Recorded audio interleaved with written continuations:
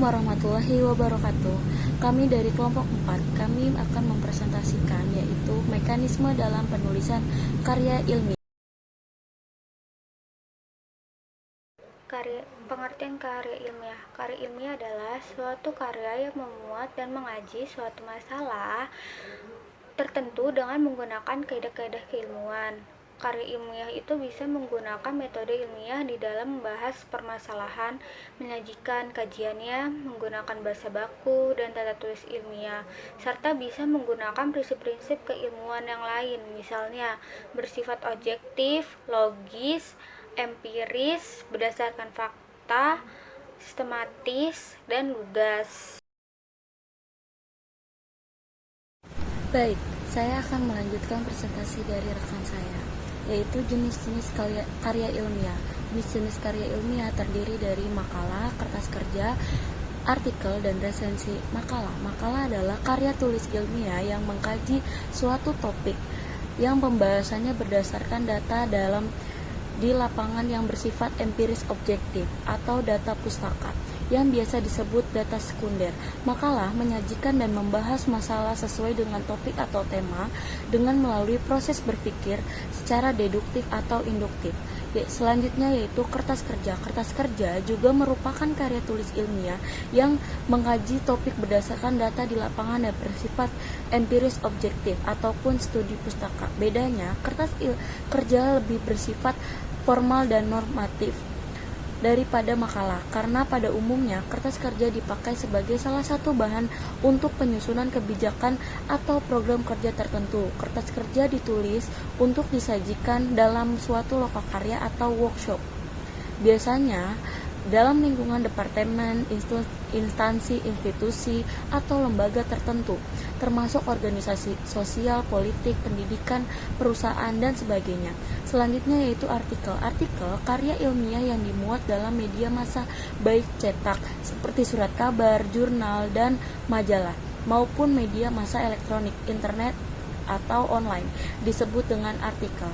Dilihat dari medianya, terdapat dua macam artikel, yakni artikel dalam jurnal ilmiah, yaitu scientific atau terbitan berkala ilmiah, yaitu TBI, dan artikel pada media massa umum seperti surat kabar atau majalah umum. Resensi adalah suatu penilaian terhadap sebuah karya. Karya yang dimaksud di sini adalah biasanya berupa buku dan karya seni berupa film atau drama. Menulis resensi terdiri dari kelebihan, kekurangan, dan informasi yang diperoleh dari buku dan disampaikan kepada masyarakat. Saya akan melanjutkan jenis-jenis karya ilmiah. Yang kelima, skripsi. Karya ilmiah yang ditulis oleh mahasiswa strata 1 berdasarkan hasil penelitian ilmiah disusun untuk memenuhi salah satu syarat guna mencapai gelar sarjana S1. Gagasan yang diajukan harus didukung oleh data dan fakta empiris objektif, baik berdasarkan penelitian langsung maupun penelitian tidak langsung. Yang keenam, tesis. Tesis merupakan karya tulis ilmiah mahasiswa yang bersifat lebih dalam daripada skripsi. Seperti halnya skripsi, tesis ditulis berdasarkan sebuah penelitian ilmiah guna meraih gelar magister. Yang ketujuh, disertasi. Disertasi disusun berdasarkan hasil penelitian mendalam terhadap suatu masalah untuk mengakhiri studi strata 3 S3 guna meraih gelar doktor. Esai. Yang ke-8, esai. Esai adalah karangan yang membahas suatu masalah secara sepintas, lalu dari sudut pandang pribadi penulis. Kemudian ada langkah-langkah dalam penulisan ilmiah. Yang pertama, tentu saja kita harus memilih topik. Nah, dalam pemilihan topik ini sendiri ada beberapa hal yang harus dipertimbangkan. Yang pertama itu topik tersebut harus memiliki manfaat dan layak dibahas untuk si penulis itu sendiri. Dan yang kedua itu topik tersebut harus menarik bagi si penulis. Karena mengapa? Agar meningkatkan pengetahuan dalam mengembangkan dan agar si pembaca tersebut kayak mengundang minat untuk membacanya, agar pembaca tersebut minat membaca hasil karya penulis tulisan si penulis ilmiah tersebut. Nah, yang ketiga itu bahan. Nah, bahan yang diperlukan dapat diperoleh itu harus memadai agar si penulis tersebut mudah mendapatkan kayak bahan-bahan untuk menulis karya ilmiahnya. Kemudian, nah dalam pemilihan topik itu dalam pemilihan topik itu tidak boleh terlalu luas dan tidak boleh juga terlalu sempit agar memudahkan si penulis.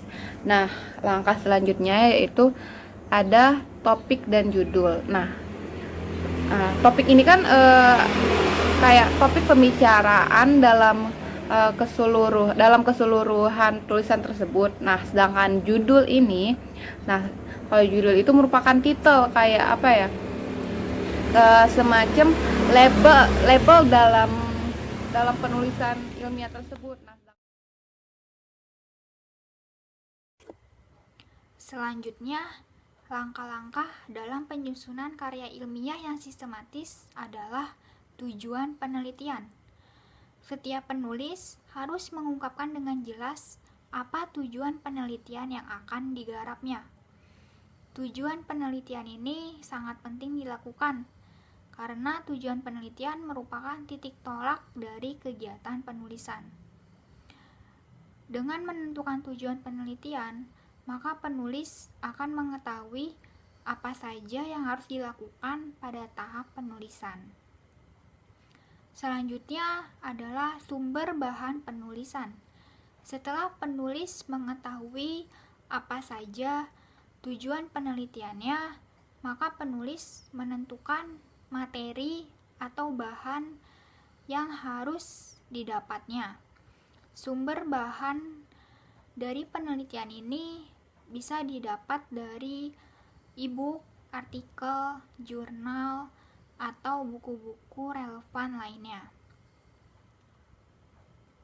Setelah menentukan sumber bahan penulisan, maka penulis melakukan kerangka karangan. Nah, dalam melakukan kerangka karangan ini, penulis akan lebih mudah dalam menyusun karya ilmiahnya. Karena dengan dibuatnya kerangka karangan ini, penulisan akan lebih teratur dan sistematis.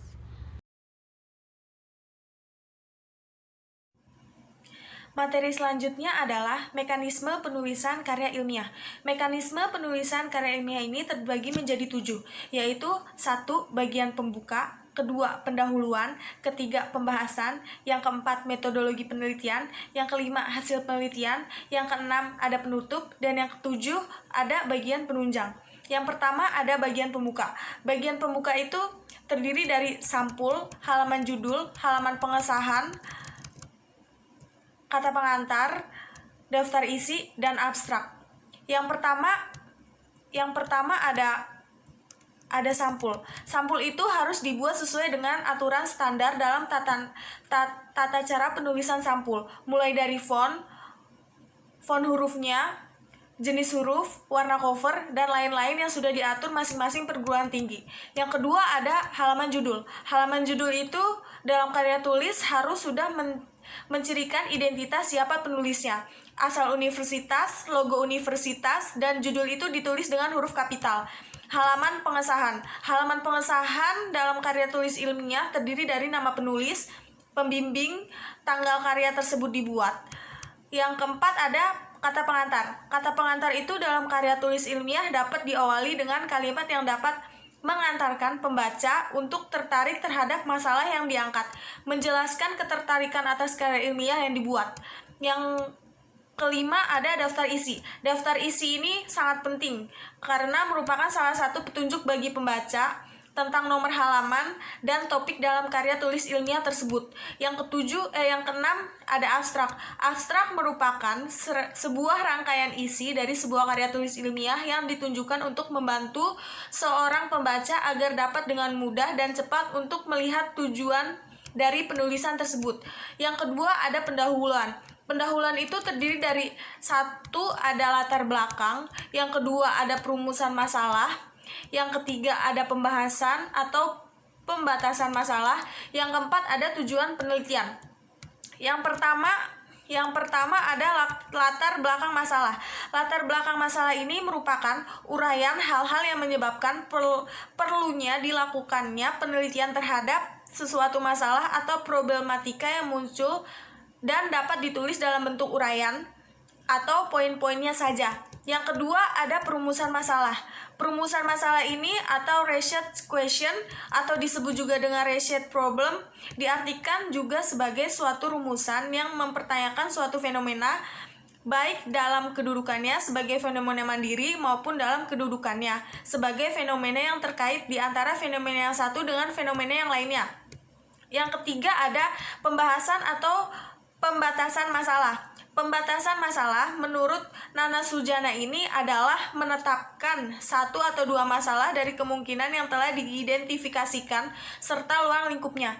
Yang keempat ada tujuan penelitian. Tujuan penelitian ini adalah menjelaskan tujuan umum peneliti, rumusan tujuan konsisten dengan masalah pokok penelitian atau konsisten dengan makna judul penelitian tersebut. Yang ketiga ada pembahasan. Pembahasan ini terdiri dari pembahasan teori yang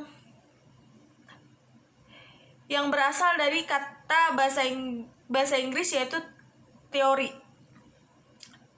Teori ini menjelaskan tentang apa isi dari teori makalah tersebut.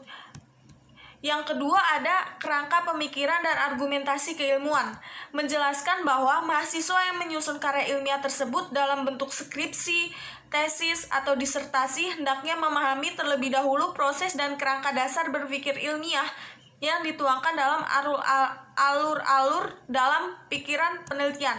Yang ketiga ada pengajuan hipotesis. Yang keempat ada metodologi penelitian.